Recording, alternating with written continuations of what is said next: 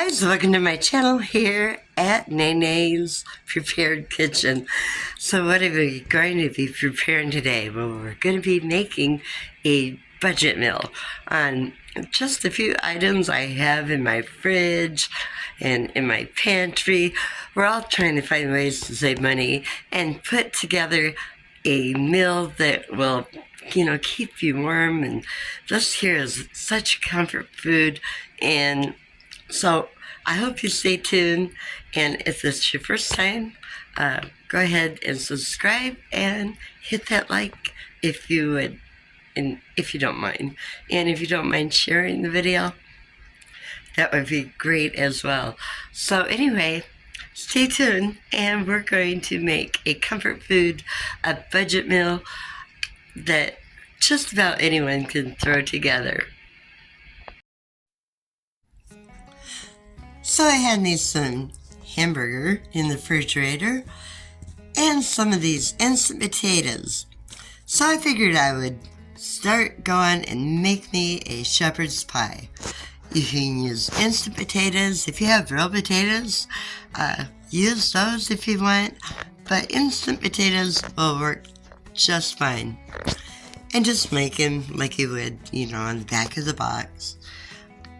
So it's not really that hard of a meal to put together. So I'm gonna add some salt and some pepper into that and just fry that ground beef up.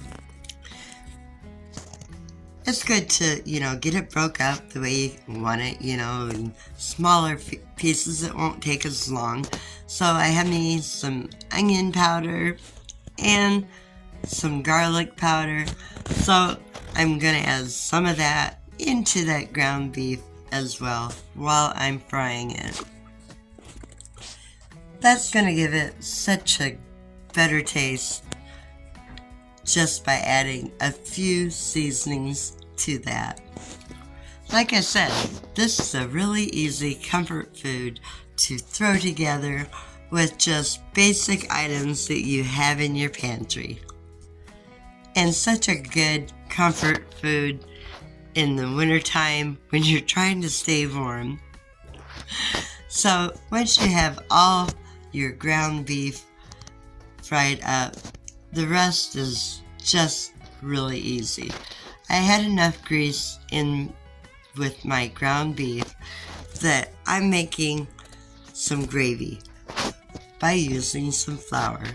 I didn't measure it. I just grabbed me a few spoons of the flour and put it right in with that ground beef with some of the grease still in it.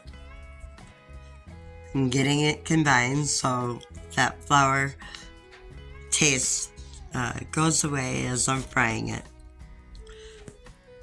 Once the hamburger and everything is fried, I have me a couple cups of water that I'm going to be adding into that to make the rest of the gravy for the shepherd's pie. There's a lot of different ways that people make shepherd's pie, but this way here is so easy to throw together.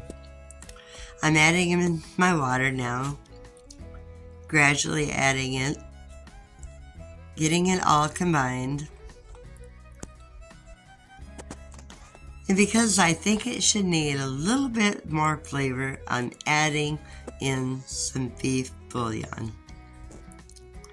I didn't measure that either. In fact, I had to open that one as it was a brand new container.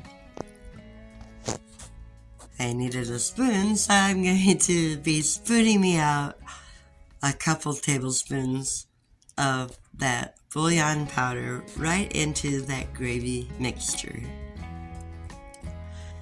Now see how easy that was to make a gravy out of that hamburger with such a beefy flavor as well that will add to that shepherd's pie. Once it gets thickened, have you a casserole dish ready. I'm spraying this one with some spray oil. Next, I'm going to be adding in that gravy mixture right into that casserole baking dish. Boy, can you smell it? It smells delicious. Once you get it all into your casserole dish, oh, and did I tell you, have your oven preheated? I believe I had mine at 400 degrees.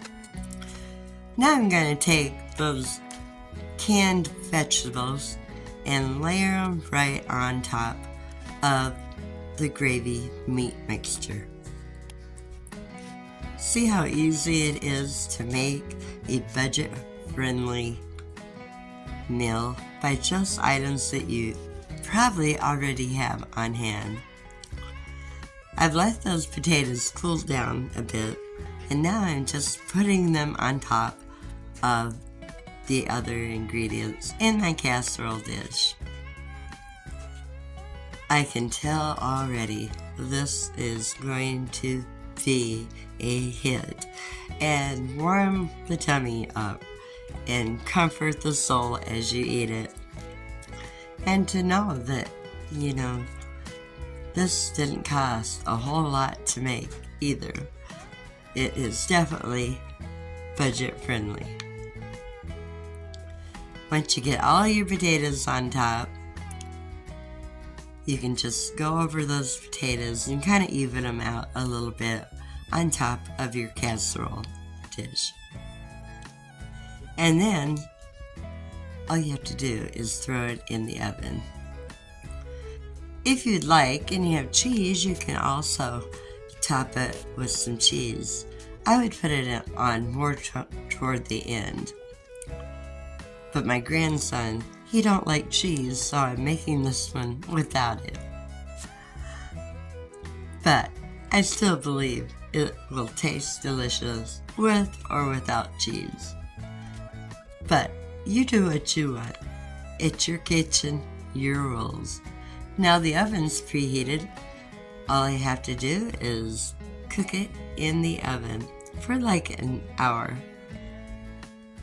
Whenever the top of it gets kind of golden brown and those potatoes look like they're topped with a nice brown coating.